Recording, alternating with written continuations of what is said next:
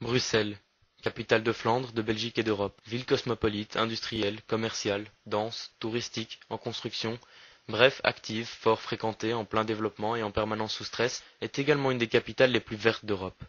Ces espaces verts qui sont devenus désuets, considérés comme inutiles au développement et à l'épanouissement de la société.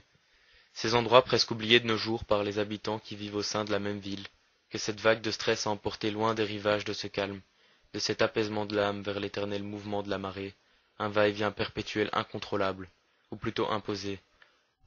Et pourtant, plus la marée s'intensifie, plus on s'épuise, et plus vite on se laisse aller à la noyade.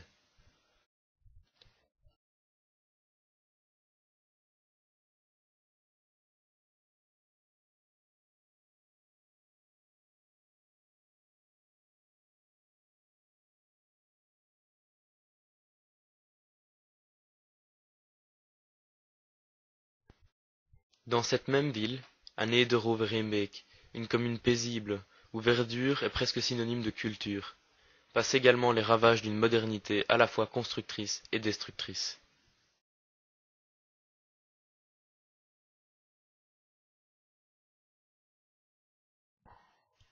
Voici Guylain de Bonny, un habitant engagé de cette commune.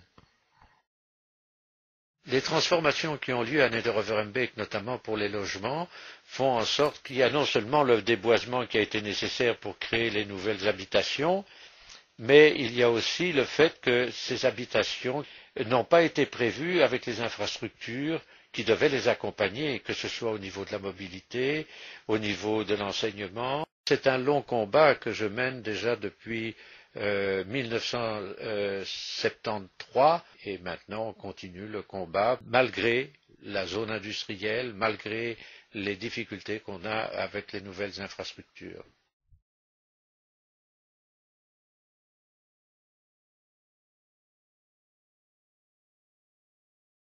Il va y avoir bientôt l'abattage de 600 peupliers.